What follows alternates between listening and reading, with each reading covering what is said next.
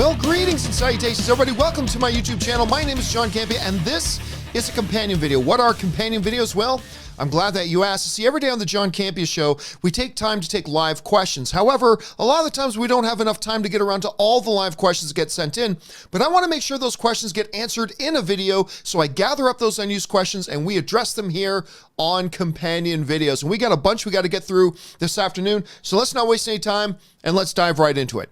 And the first question we're going to get caught up on comes to us from YTA2513, who writes, Jesse Ventura in Infinity War, you're dusting, man. I ain't got time, dude. I ain't got time to dust. One of the best lines from Predator. That, I knew when I was young, like I was a little kid watching Predator, I knew I was liking this movie already. But when Jesse the Body Ventura says, I ain't got time to bleed, I was like, okay, that's it. I'm in love with this film. This film is like the best. I love that movie, man. That's a great line.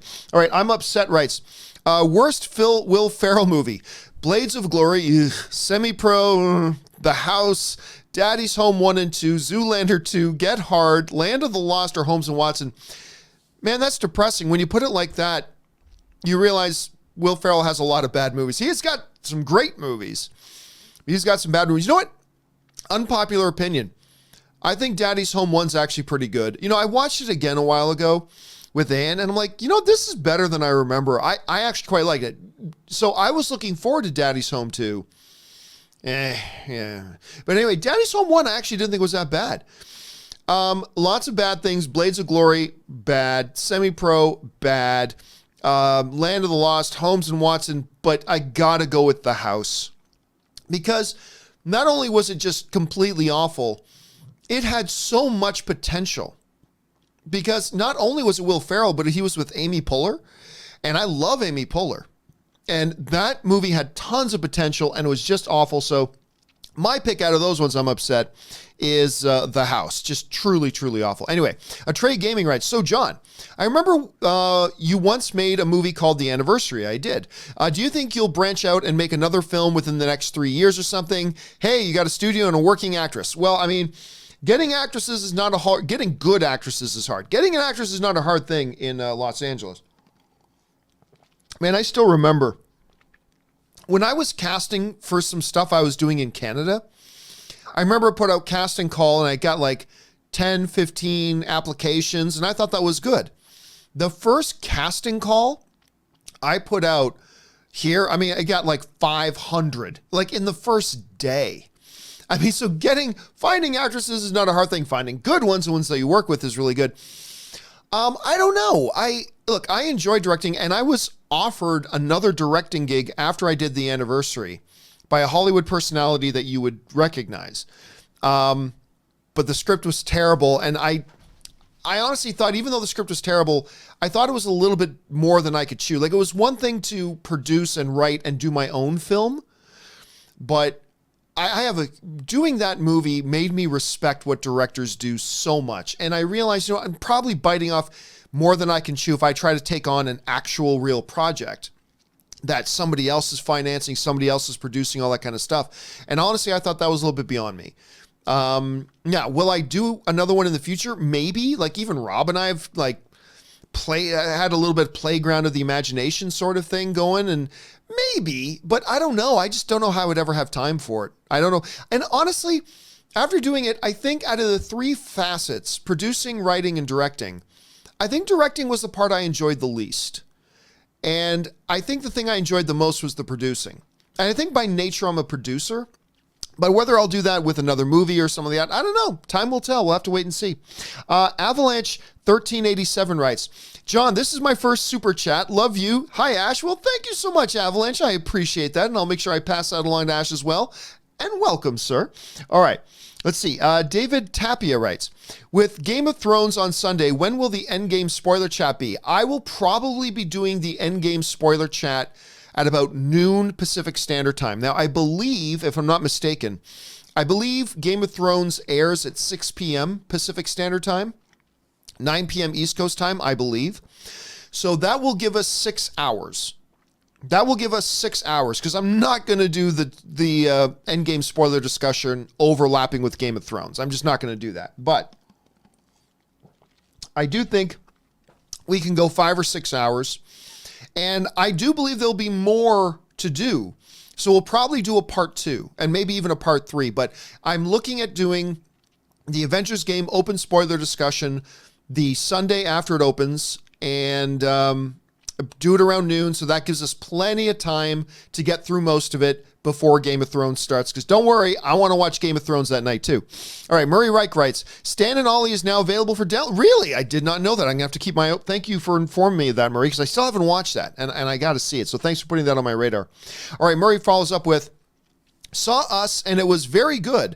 The ending was like a Twilight Zone feel to it, but very convoluted. Lupita was the star. That Alex device scene was hilarious, or Alexa device scene was hilarious. Yeah, I'm not going to go into spoiler territory, but I felt very similar to the way you did, Murray. Really enjoy this movie a lot. Overall, this is a really enjoyable movie.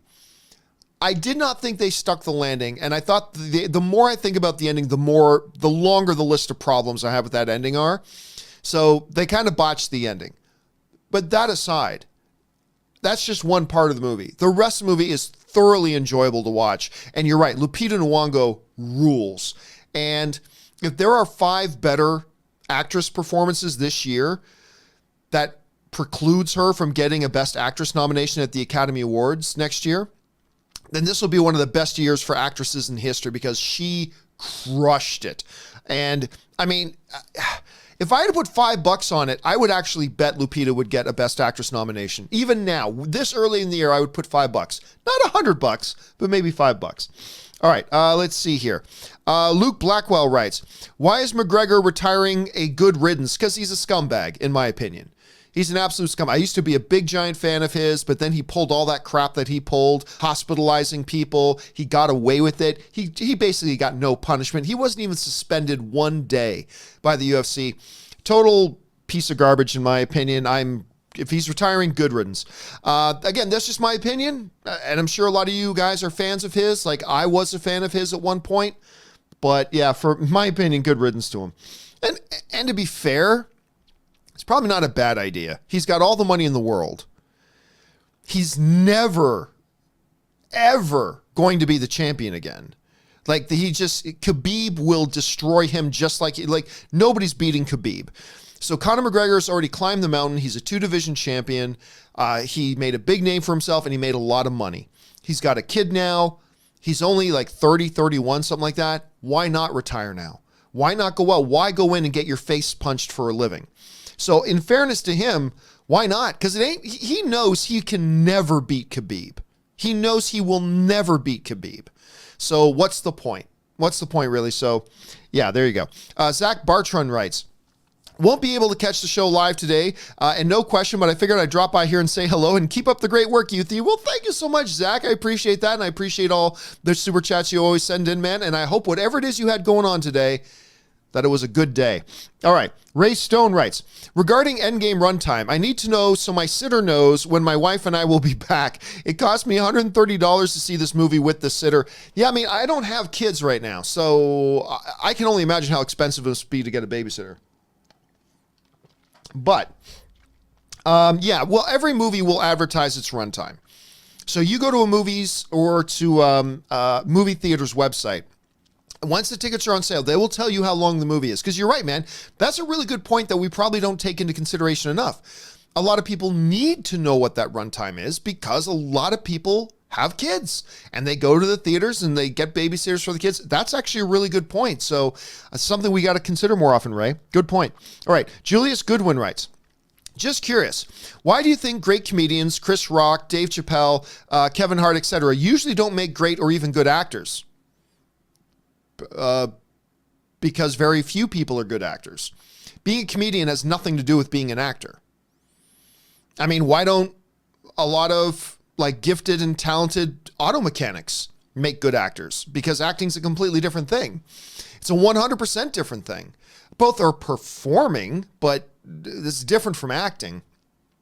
So I don't think comedians are particularly bad at actors any more than auto mechanics or pundits or accountants or whatever are particularly bad actors. I just think there's a certain percentage of people who will be really good at it, and that applies to every other field. So, yeah, I don't think comedians are any particularly worse off for becoming good actors. I don't think they're any particular of a worse predicament of becoming a good actor than anybody else. It's just that acting is a very, very different thing. So that's just my 2 cents on it, Julius. All right. Aaron H. writes, "We'll never forget the audience reaction in my theater during Homecoming when the door opens. And, oh, my God, yes. And Peter sees Vulture. Loudest collective gasp I've heard." 100%, I'm completely with you on that. I still remember the first time I saw this damn movie, and the very first time when he gets to that door and opens the door and it's Michael Keaton. The air, you almost passed out because all the air got sucked out of the place all at once, because everybody all at once was like, seriously, it was nuts. It's one of the best moments of that movie. Not anything of Spider-Man punching anybody, not anything of Spider-Man swinging across or making a daring escape. No. One of the best moments of that movie was him just standing at a door, opening the door, and there's Michael Keaton, and everybody going, and freaking everybody out. That was a pretty big deal, man. That was a pretty big deal. So I'm completely with you on that, Aaron. Absolutely. Nut Lotion writes, "What's your show rating? PG, PG-13, R. This show, the John Campea Show, I guess it would be like a PG-13. I mean, every once in a while we'll drop an F-bomb. Not often, but enough to get the PG. And probably, but not enough to get an R. So my guess would be that the John Campea Show is probably a PG-13 show. That's my guess. Danny Cortez writes, "Posters were so simple, yet got me very hyped." I'm not quite, if you're just talking about like back in the day, back when posters were more so, oh yeah, posters aren't that great anymore. Like every once in a while, fantastic posters come out, right? Every once in a while, fantastic posters will come out. But I'm often underwhelmed by posters now. You know, Rob raised a good point the other day about how a lot of times now an actor's contract will say they have to be on the poster. And I think that's ruined posters, because now posters are just giant collection of faces. Just like 15 faces on a poster. It's like so bad now. And like the Star Wars The Phantom Menace poster not only has 15 faces, and then they got 30 other characters. It's like, bleh. Anyway, that's my thought. By Odin's Beard writes, "Any idea why you can't rent or buy Aquaman digitally on Amazon Prime?" Well, that's an interesting question. Well, can you get Amazon Prime anywhere? Hold on a second. Let me go on my regular place that I go to get, where I go to buy my movies. Let's see. Let me search for Aquaman.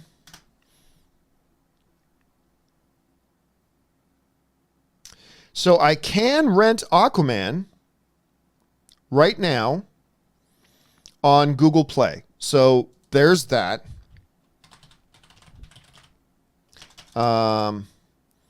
Let's see. Where do I go to check for my Prime stuff outside of the app? Let me see if I'm going to the right place. Okay, now I'm searching for Aquaman.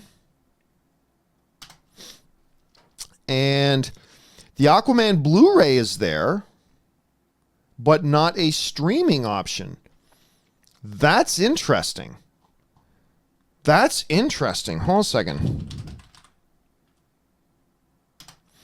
Let me see if Infinity War. And Infinity War is there for Prime Video. That's a good question. I don't know. It's funny because you can order the DVD, but you cannot, and the Blu-ray, but you can't get the streaming thing on that. I wonder if there's some kind of an exclusive window for somebody else. That's a great question. I'm going to have to look into that myself.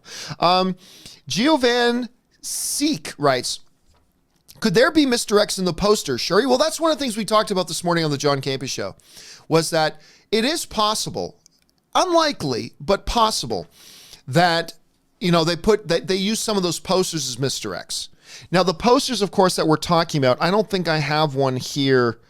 Oh, I do have one here right now. Let me just pull it up on screen and we can take a look. So, like, for example, Pepper is shown as being alive. Maybe that's a misdirect. Maybe Pepper is. A lot of people have a theory that she died in the snap, and that's one of the additional pieces of motivation for Tony. Maybe she's dead. Maybe Hap is dead. Maybe Wong is dead, and the Sanctum is undefended.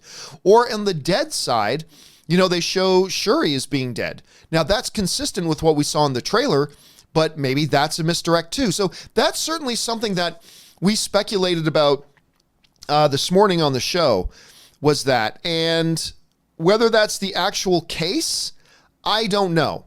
It seems to me like they probably wouldn't do misdirects in these posters. And I don't know why they do a coordinated effort for a misdirect like showing Shuri, but it's possible. If you're going to ask, could it be? It could. I don't think it is, but it could. Alan Gonzalez writes, is the people that translates the movie going to watch it first, like Endgame? Probably, yeah. I guess, because you have to have a movie ready to go.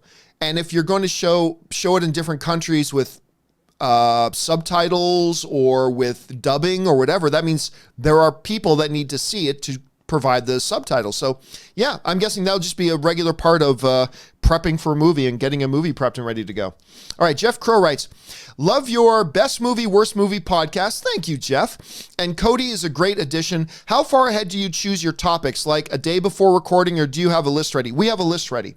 So we had our first 3 episodes planned out before we started. Like about a week and a half before we recorded the first one, we had our first 3 episodes planned. And now I'm going to put together a list of our next 5 or 6 episodes and give those to the guys well in advance. So we plan those in advance, just so each of us have some time to really think about what we want to list as our best and worst, and anything else that we want to talk about. So thank you for the plug, Jeff. And guys, if you guys have not yet listened to or subscribed to mine, Cody Miller's, and Robert Meyer Burnett's new podcast, Best Movie, Worst Movie, jump on iTunes or your favorite podcasting app of choice and just search for Best Movie, Worst Movie. Find it, subscribe to it, rate it, comment on it, all that kind of good stuff. And thanks, Jeff, for checking it out. We appreciate that, man. All right. JW Bassman 2201 writes, did you see the leaked episode 9 poster? Well, we talked about it on the show this morning. It was one of our topics on the show this morning. Is it fake or real? Venomous posted it on Instagram. Yeah, well, I think it originally came from Making Star Wars, the website Making Star Wars. Whether it's real or not, I have a feeling it's real, but I don't think it's a real poster. You know what I'm saying? Like, I think it's real, but I don't think it's like the poster for Star Wars Episode 9. I think it's more, my theory right now is that poster that is out there is like either an inter-office piece of material, just something for Lucasfilm, or it's inter-industry stuff, like just a piece of art that they used to send to other people in the industry, but it's not going to be the poster of the movie. You know what I'm saying? That's my thoughts on that. But again, I don't have any insider information on that. Nobody at Lucasfilm has told me that it's real or that it's fake. So my assumption here is that it is real, but it's not meant to be an actual poster that gets hung on movie theater walls and what have you. Okay. Ben C. writes, hi, gang. Do you think Suicide Squad would have been better if the story revolved around Joker and Harley Quinn's relationship? It's hard to say. That might have made the movie worse or might have made it better. I do know this, that coming out of the theater, I found myself wishing we had more time with Joker and Harley. Because to me, overall, I like Suicide Squad. I know a lot of people hate it. That's fine. And I acknowledge the movie is a hot mess and it has a lot of problems. But overall, I enjoyed Suicide Squad. It had enough fun in it for me to have a good time. But I will admit that when I came out of the theater, my first thought was, man, I wish we spent more time with Joker and Harley. To me, that was the best part of the movie. That toxic, codependent, disturbed, troubled relationship between those two, I found oddly magnetic on screen, and I wanted to see more of them. So would it have made the movie better? I don't know. All I can say is I found myself wishing that we had seen more of it. All right. Matthew Grant writes, man, just watched Room. Mad respect for Brie Larson. She deserved that Oscar. And Jacob Tremblay, holy crap, amazing chemistry those two had. Seriously, I remember when a lot of people, what I found was when they cast Brie Larson, the initial group of people who were like, oh, I don't know if that's a good casting, I just could tell, oh, this person hasn't seen Room, which is fine. It was a small film. Not a ton of people saw Room. But there's a reason Brie Larson has an Academy Award on her shelf. And she's so stupid good in that movie. It's ridiculous how good she is in that movie. And you're right, little Jacob Tremblay, the dynamic between the two of them, it's heartbreaking and sweet and awful and all that same time, man. It's so good on you, Matthew, for checking that out, because still not enough people have watched Room. The movie is phenomenal, straight up phenomenal. All right, let's see here. Zach Lozelle writes, well, John, just when you thought you couldn't possibly hate McGregor more, today's news happens. Though there are still allegations, this doesn't surprise me in the least. I can't stand this guy. Yeah, I can't stand the guy either. However, let's remember, not only are these just allegations right now, they're also not new. This is an older story. It's just that it's coming to light right now. I have no idea whether the allegations are true or not, and I'm not going to pile on the guy just because I don't like him. I mean, everybody knows now I don't like Hugh McGregor. I keep saying Hugh McGregor. Everybody knows I don't like Conor McGregor. But I'm not going to use my dislike of Conor McGregor as an excuse just to pile on. At this point, you're right. It's just allegations. It'll be very disturbing if they turn out to be true. But as long as they're allegations and I don't know the facts, I'm just going to say, yeah, it's troubling to see that there are these allegations, but I'm going to pass no judgment until, the process has done its run. Okay. Jeff Crow writes, has it been 3 days? 'Tis true, Peter, time does... Oh, that's this Hook. 'Tis true, Peter, time does fly. And so do you, I see. Hook, I remember... I just always thought everybody loved Hook the way I loved Hook. Because Hook's great. Everybody likes Hook.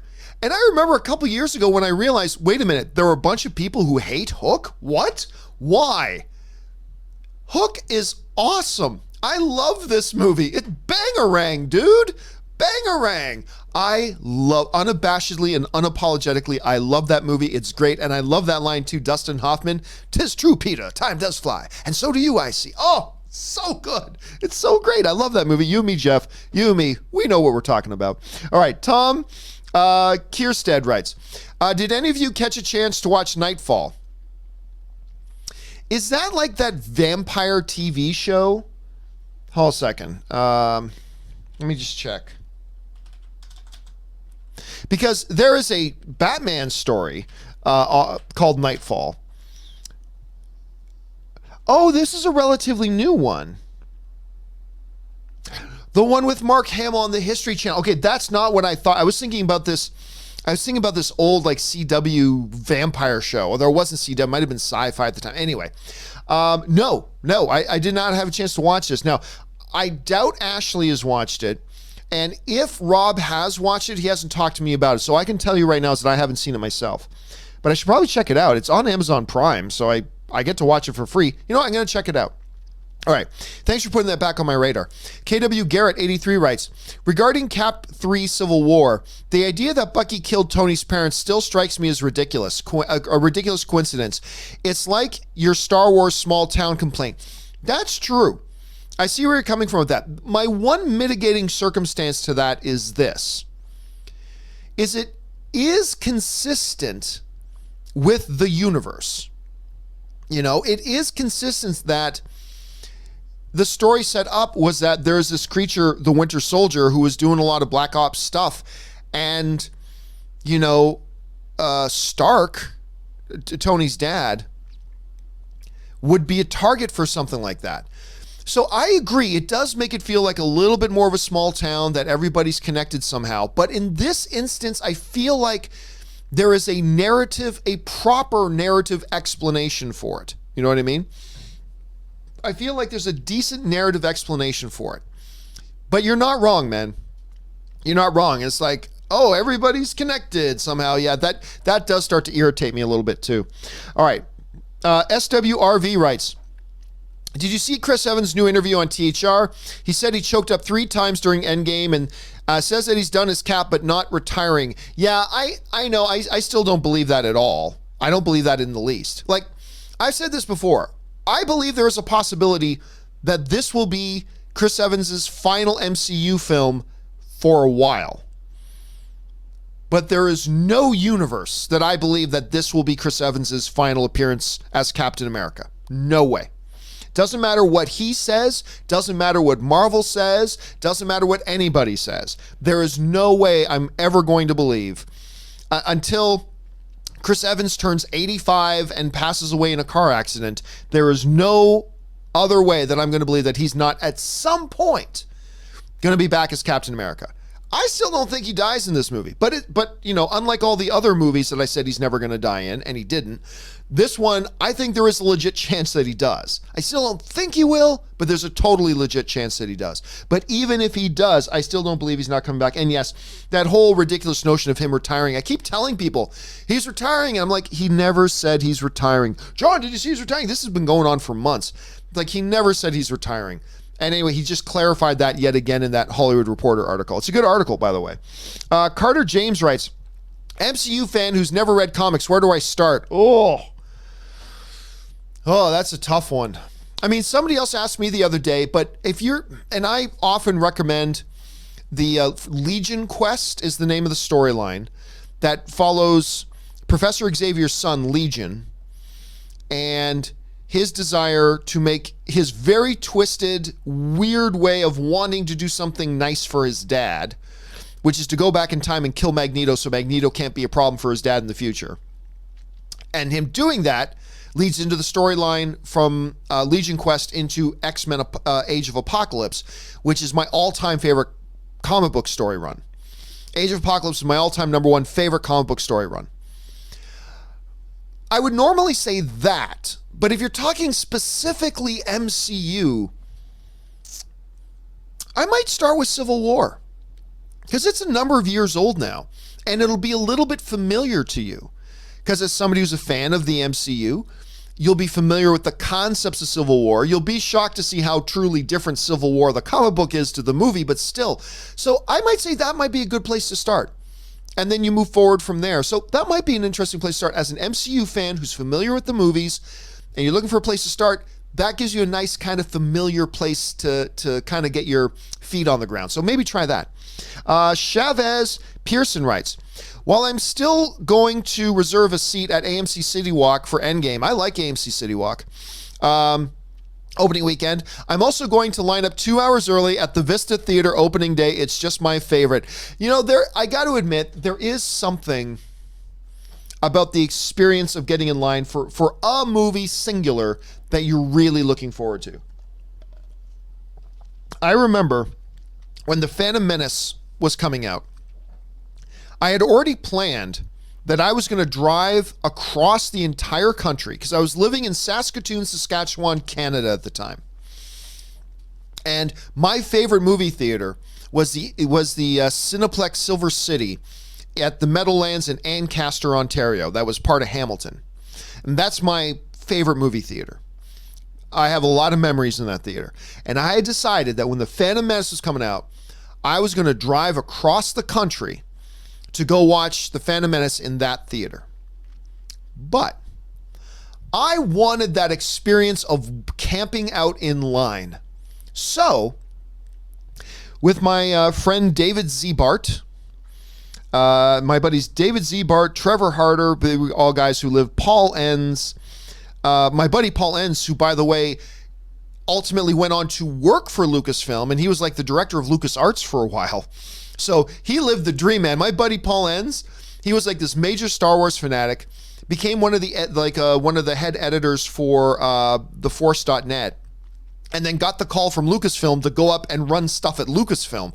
It was the dream job. Anyway, so me, David Zebart, Trevor Harder, Paul Enns, anyway, and a few other buddies, we went and camped out in line for 2 or 3 days. I didn't stay the whole time. I came in and out a little bit, but I wasn't even going to get tickets.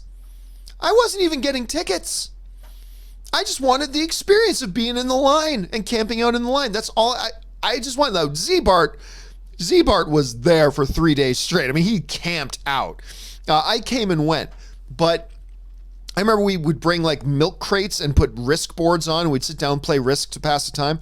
But just because I wanted that experience of being in line, even though I wasn't even going to watch the movie there, I was going to be leaving because I bought my tickets in advance. I was going to drive across the country and go see the movie elsewhere. But still, I get it, man. I get still that allure once in a blue moon of doing the whole lineup thing for a movie you're really looking forward to. Okay, Marcus Robert Johnson writes, how cool would it be if we saw a flashback scene with Ogden, you probably mean Odin. Odin and him holding the same Flurkin Fury held, and it was responsible for him losing his eye. I don't think that would be cool. It would be funny for a minute. But a cat scratching out a mortal man's eye is one thing. A Flurkin just in cat mode scratching out the all-father Odin's eye. Probably not. But it would be funny for a moment. There are other people going around too saying, what if we find out it's the Flurkin that, that Thanos has those 3 scratch marks across his eye? What if that was the Flurkin too? So you got all these Flurkin theories going around right now. All right, Zach J Reviews writes, your thoughts on Hereditary and some horror you're excited about for this year. Big fan since AMC. You and Chris Stuckman have been my idol since 2011. Yeah, Stuckman's a fabulous online film critic. Him and Jeremy Johns are the 2 best. And I mean, they're very different too. Like Stuckman is more of an analytical kind of film critic, and he's great at it. Johns is just a pure entertaining film critic to watch. Best in the world at what he does. Those guys are great at what they do. Anyway, loved Hereditary. I thought Toni Collette was robbed of an Academy Award nomination for it, no doubt. Car scene, that's all you need to say. And yeah, there's a number of horror flicks this year I'm really looking forward to. Probably none more than Pet Sematary, which is a movie I thought it was a dumb idea for them to remake it. I'm fine with reboots, but I didn't think you should reboot that one. Like, what's the point of doing that? Like, who wants to watch a Pet Sematary again? And the trailers have me drooling. I cannot wait to see it. That's the big one I'm really looking forward to, Zach. All right. Chris Parsons writes, most embarrassing movie you saw with a family member? Ooh.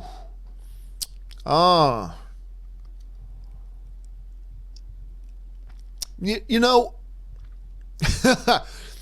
I went, all right, I'm going to tell you the story. So I used to work in churches. Like I used to work with youth in churches and stuff like that. And, I'm an armchair theologian. And this one time me and my buddy, Bruxy, who is like the minister of the largest church in Canada, I think. Anyway, my buddy Bruxy, he's like this Bohemian Rhapsody, Woodstock philosopher, long hair, like he's got degrees in philosophy and psychology and all this kind of stuff, and he's like peace, love, and happiness for everybody kind of dude, but he's the best. I love Bruxy. Anyway, we were at this big like church function in the United States, and one of the bishops of that thing, we were hanging out, and there was this movie coming out. I was young, but there was this movie coming out called Starship Troopers. And we thought it was just a fun looking, space adventure kind of movie. And so we took this bishop with us. Me and Bruxy took this bishop with us, and we went to this movie. He was a really cool guy, this bishop, by the way. And we go to it, and we had no idea there was going to be all this nudity and all this kind of stuff. And that was a weird situation, being with this dude, and like in this movie where they're having sex in the tents and there's nudity and they're showering and all that kind of stuff. We're like, oh God. And he was totally cool about it. We came out and goes, well, that was interesting. It was great. So I can't really think of one with a family member, but that's one that sticks out to me as kind of an embarrassing moment. Anyway, Casual Cups writes, you said Endgame isn't marketing to the general audience. Doesn't the fact that the first trailer broke the view record imply the strategy is working? Nah. Honestly, view records of trailers means nothing. Remember, for a short while there, a trailer that like beat The Force Awakens was a 50 Shades. The 50 Shades. That was, for a time, the record holder for most views for a trailer. Ultimately, what did that mean? Not a lot. Just a lot of people were curious to see it. the fact that a lot of people saw that trailer doesn't necessarily mean that the trailer interested them. They clicked on that trailer before they knew if that trailer was going to be of interest to them or not. Like before they knew if they were going to like that trailer or if that trailer was going to increase their odds to go and see it. There were a lot of people, I mean, obviously the minority, but still there were a bunch of people that watched it and were just like, I'm lost. I have no idea. See, there are people who never watched an MCU film that saw the trailers for Infinity War and were like, oh, wow, I got to see this. There aren't the same people doing that for the Endgame spots. Now, the Endgame is going to make a huge load of money. Make no mistake. Some people are misrepresenting things I've said as if I'm saying that, oh, not a lot of people are going to go see Endgame. I know. I never said that. I'm not supposing that at all. I think there's still a good chance it breaks its own opening weekend record, a lot of momentum. What I'm saying, though, is I believe this marketing strategy they have is leaving some money on the table. Because unlike Infinity War, where their marketing was appealing to the hardcore fans and to people who didn't know much about the MCU, it was appealing to everybody. And they all wanted to come rushing out. What I am saying is that the marketing for this is a little bit alienating. It's because the marketing and trailers we've gotten for Endgame so far really are just for people who already know what's going on. And granted, that's a lot of us. Even a lot of the general movie-going audience, for sure. But I don't think you could deny that these trailers are made for people who are already interested in the movie, right? Whereas the Infinity War marketing appealed to people who were already interested in the movie, and it appealed to people who may not have been interested in the movie in the first place. Like, wow, that looks really good. I should get out. And that's why, here's the thing, follow me here. That's why when Infinity War was coming out, and even just the average movie going on, it's people who weren't even into the MCU were seeing the trailers for it and they're going, wow, I should get on board. That's why, do you remember this? We were getting questions like every other day. John, I haven't been watching MCU movies. What are 5 MCU movies I should watch before watching Endgame? Or before watching Infinity War, remember? People were asking that all the time. Because Infinity War marketing got everybody excited for the movie. Everyone excited for the movie. Including people who had never really watched the MCU before. And that's why you were constantly seeing on Twitter, on Facebook, on YouTube, and on our show, people constantly asking, John, what are the movies I got to watch before seeing this Infinity War thing? Because I want to watch this Infinity War. This looks really good. Nothing. I'm not hearing that at all for Endgame. That doesn't mean people aren't going to it, but it's just kind of pointing out that Infinity War's marketing campaign interested people who even weren't interested in the MCU and got them interested in the MCU. The Endgame marketing is not doing that. That's the only point I'm raising. And the amount of people watch the trailer, again, that's really a meaningless thing. It just means everybody was curious to see what that trailer looked like. It doesn't mean that the trailer got them more interested. It doesn't mean any of that. It just means people watched it. But after that, it doesn't really mean anything. So there's that. Anyway, Roman Bryant writes, so what exactly happened to Spider-Man 4? 3 made so much money. This always confused me. Yeah, 3 made a lot of money, but it was also panned. It was panned by the fans. It was seen as a huge step down. And I think ultimately Sony just wanted to go into a different direction. And they had made some progress on Spider-Man 4. I think John Malkovich was going to play Vulture. I think they had that lined up. They had a few other things lined up, and they just decided, you know what? We need to start from scratch from this. And they decided to start from scratch. And I'm sure there's more to it than that. But, I mean, that's just kind of the surface thing on that. All right, Zach J. Reviews writes, where are we at here? Worked at Regal for 2 years. I can tell you the management, HR, and how they treated their staff was abysmal. Me Too level stuff happened at my facility. The night crew horror stories are also very true. It's really unfortunate to hear this stuff. I've been getting a bunch of emails from people who work at Regal and talked about the nightmares they're having ever since the Cineworld takeover. And again, I have not heard from Regal's point of view, so I'm only hearing one side of the story. But the one side of the story I've been getting has been pretty awful. like people, like a lot of you guys who work at Regal Theaters writing to me about the really nasty stuff that's happening there and the way employees are being treated now and all that kind of stuff. It sounds horrible. Now, again, that's just one side of the story. Nobody from Regal has reached out to me to give me the other side of the story. And as every story has two sides. But yeah, it sounds pretty terrible. It sounds pretty terrible. That's unfortunate to hear. Let's see, Chris Hunt writes, "Hey John, big fan from Newfoundland. I love Newfoundland. Was wild to see St. John get destroyed by some pissed off Atlanteans and my province featured in a big blockbuster.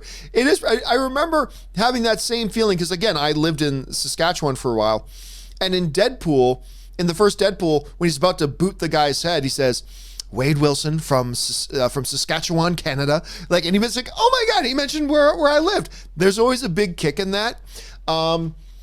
Yeah, and Newfoundland's a gorgeous, beautiful place. Actually, my dad's, probably one of my dad's best friends, his name's Kenny, is from Newfoundland. So I spent a lot of my life growing up around some Newfoundlanders and stuff like that. And I myself, by the way, was born in Halifax. Not a lot of people know that. I was born in Halifax, Nova Scotia, Canada. On the campus of St. Mary's University is where I was born. That's why I'm so smart, if only that were true. But yeah, so I grew up in that whole area and region too, and love the east coast of Canada, man. Okay. Roman Bryant writes, Jaws is how you make a poster. Oh, the Jaws poster, Roman, was great. That's a great poster. I mean, obviously you can't do that with every other movie. Jaws' poster was unique to the movie Jaws, but you're right, man. That was a fabulous poster. Okay. Matt Phillip Reviews writes, how did Thanos know he could wipe out life like that? Was his snap like a wish? Can someone who collects the stones attain a different kind of power? No, I mean, I just assumed, like, how did the Collector know about, remember in the first Guardians of the Galaxy? How did the Collector know what the Infinity Stones were and how they worked? It just seems that there are some older, ancient, apparently the Collector in the MCU is supposed to be very old. There are older, ancient beings in the universe who just know what they are and know what they can do. Remember, the Red Skull in Infinity War, he mentioned that others have come looking for the Soul Stone. So, like, people know there are those, rare as they are, but there are those in the universe who know what the Infinity Stones are and what they can do. And their power is so limitless that if you can combine the power of all of them, and if you are powerful enough to wield it, you can probably do the unthinkable. So, yeah, my guess is that Thanos is the Mad Titan. He's been around for a long, long time and probably been researching this for centuries. For centuries. So, yeah, I've never really questioned that, Matt. To be honest, to me, that's never been an issue with the movie. Landon Higgs writes, Broken Gauntlet would be great poster for Endgame 4 if it plays a significant role. See, that's the thing. Like, there are a lot of people who just assume that Thanos and the Gauntlet play big major roles in this movie. They may not. They may, but they may not. I have a theory that Thanos actually doesn't play that big of a role in the movie. I could be totally wrong about that. There's a decent chance I'm wrong about that, actually, but that's kind of my theory right now. And I think the Gauntlet's not going to play a very big part. So if that was true, if it was a big part, that would play a big role, but maybe not. But it would be kind of cool to see that as a poster. ZOG Ruler writes, I noticed no comic book movie finished in the 900 million mark. Spider-Man Far From Home. I think Spider-Man Far From Home is going to join the billion. And I think you're right. I think if you go over the biggest box office comic book movies of all time, you have like some at 700 million, some at 800 plus million. And then some in the $1 billion club. It's like none of them, it's almost like if you can cross 899 million, you're going to hit $1 billion. Because you're right, I don't think there's any in that mark. I never really thought about that. But that's an interesting bit of trivia, actually. But I think Spider-Man Far From Home will actually join the $1 billion club. I do. Because it's coming out right after Endgame. Everybody loved Homecoming. It's going to be the first movie in this new era of the MCU post the events of Endgame. I think this movie hits $1 billion. I really do. Let's see. T-Man's The Man writes, with Captain Marvel nearing $1 billion, do you think we will have 4 straight $1 billion live-action superhero movies? It's an exciting time. It's very possible. It's very possible. You know, when Star Wars put out 3 straight movies that joined the $1 billion club, it's like, It's going to be a while before we see this happen again, because the MCU hadn't done it, but it's about to. Well, wait a second. What do we got here? So we had Ant-Man. So is this the first movie since Ant-Man? Is Captain Marvel? Wait a second. I'm losing my thing here. Let me. I'm getting discombobulated here for a second. Okay. So Ant-Man and the Wasp came out, which was not a $1 billion film. Okay, so that was not a $1 billion film. And that came out after Black Panther. Okay, so we got Ant-Man and the Wasp, and the next one was Captain Marvel, right? Captain Marvel was the first one since Ant-Man and the Wasp, if I'm not mistaken. I'm probably forgetting something massive. So we will have Captain Marvel as 1. Infinity or Endgame will be 2. Spider-Man Far From Home would be 3. And then whatever comes after that. So I think we're going to get 3 in a row from Marvel, because we had Black Panther was $1 billion, Avengers was $1 billion, well, $2 billion really, Infinity War. But then came Ant-Man and the Wasp, so that broke the streak. Ant-Man and the Wasp made 600 and something million. And now we've got Captain Marvel. That's going to hit $1 billion. I didn't think it would, but it looks pretty clear now that it's going to hit $1 billion. Yeah. There we go. So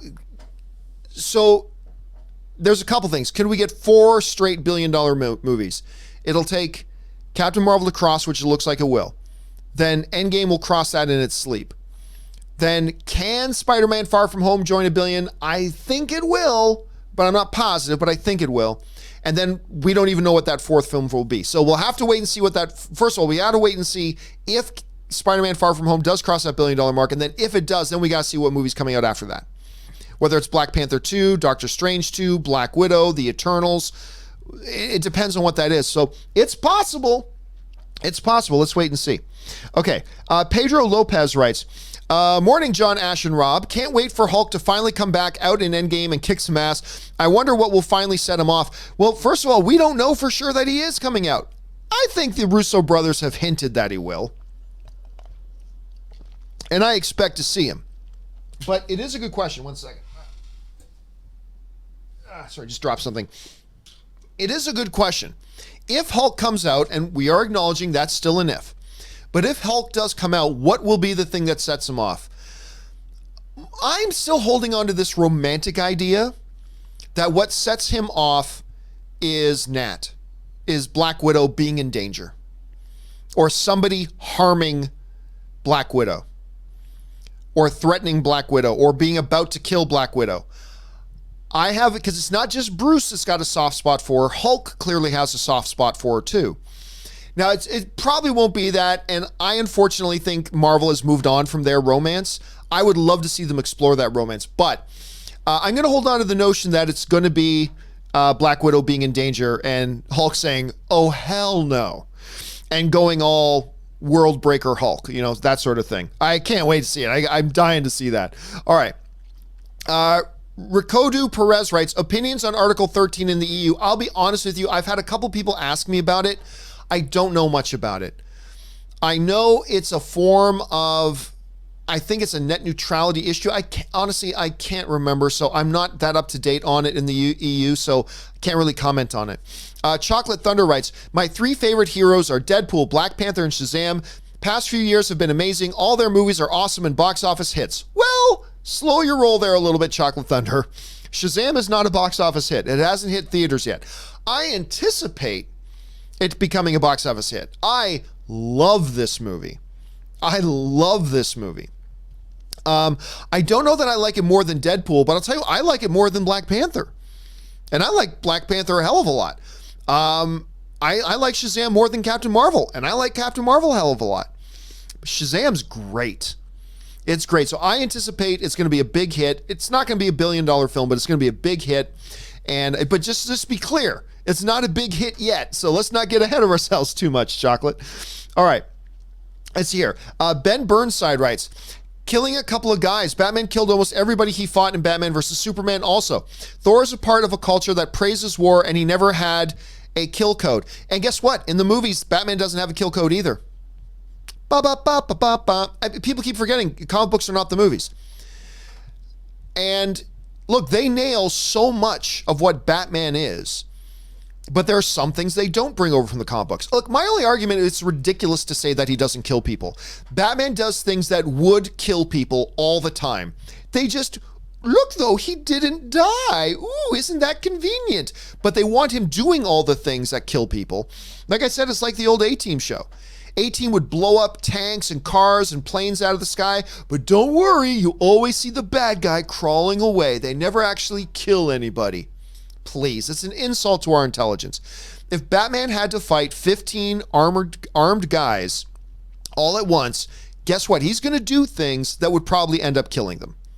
And you can pull some plot device BS and say, oh, but they didn't die. You could do that.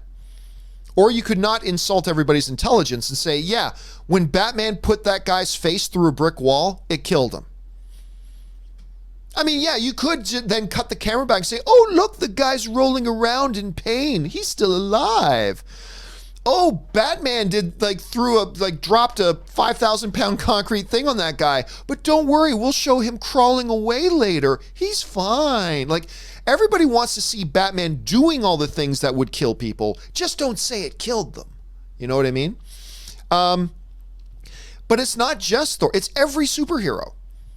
Every superhero. Wonder Woman has taken life in the movies. Remember, we're talking about the movies, not the comic books. Tony Stark kills people. Captain America kills people. You know, they all kill people. And we don't say they're going on murder. They're not murderous. No, they're not murderous.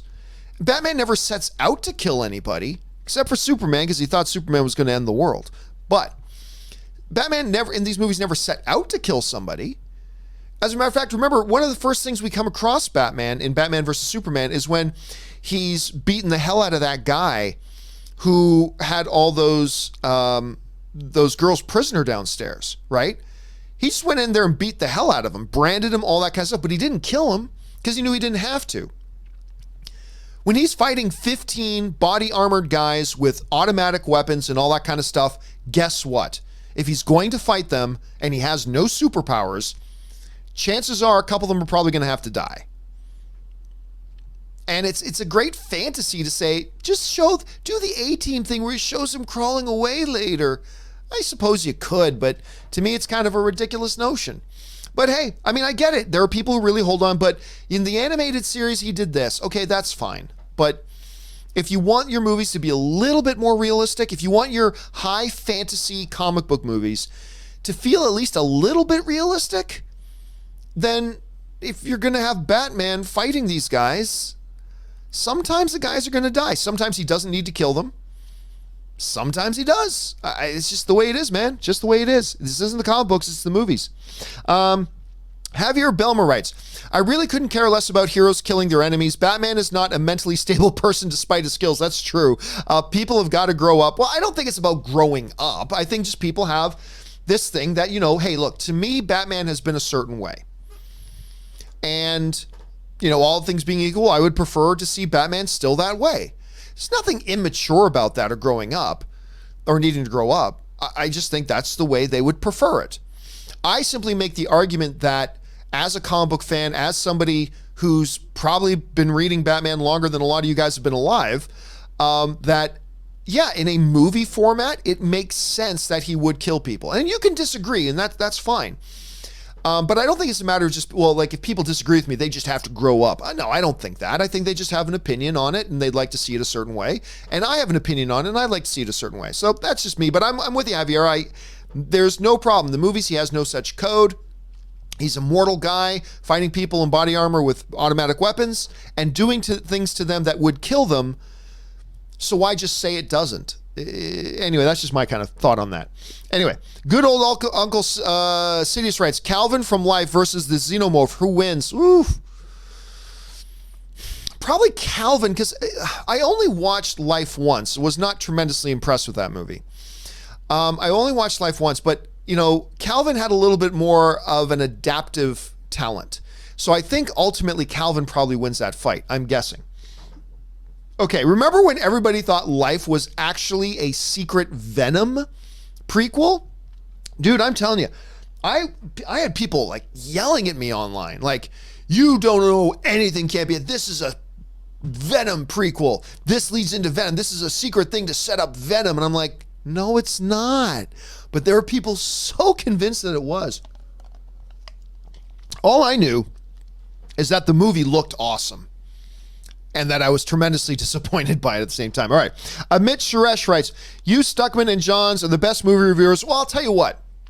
I think if I had to just try to objectively, which is difficult to do, rate me between Stuckman and Johns, as a pundit, I think I'm probably the best out of the bunch. But you're talking about movie reviewers? Oh, they're both better than me. They're both better than me. Again, like Stuckman has a great analysis approach to his reviews that I think are just fantastic. I don't always agree with them, but that's not what you watch a reviewer. You're not watching a reviewer to agree with their opinion. You're watching a reviewer to hear them express their point of view, and hopefully they express that point of view and their thoughts in such a way that it helps you understand better your own point of view, whether that's the same or different from theirs. I think Stuckman does a great job of that. And Jeremy just might single-handedly be the most entertaining film critic I've ever seen.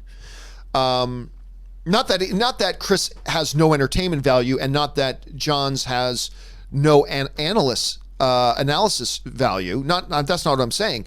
But they both really are highlighted in those two areas. Stuckman more the analysis, Jeremy more the just really engaging, entertaining. And when it comes to just being a straight up film critic and reviewing movies and doing movie reviews, I think both these guys are better than me. And that's not me being false. And I set up the whole first part about as a film pundit, I think I'm better than either of them. I said that just to show that I'm not trying to do any false modesty here. These guys are just on another level. I think these are the two best online film critics there are. When it comes to their movie reviews, I respect them both a great deal for what they do there. Anyway, Eternitine Forever writes, 1940s heroes killed, 50s band killing, 80s audiences grow up, band removed 2000. It's extremely violent, gratuitous killing. Yeah, remember, a lot of people forget that Batman killed people until the comics codes changed, right? Until the comics codes changed. But it is really interesting looking at the different eras. And actually, let me mention a book again, Eternitine, that I've mentioned a few times on my various shows. It's called Slugfest, the 50-year battle between Marvel and DC.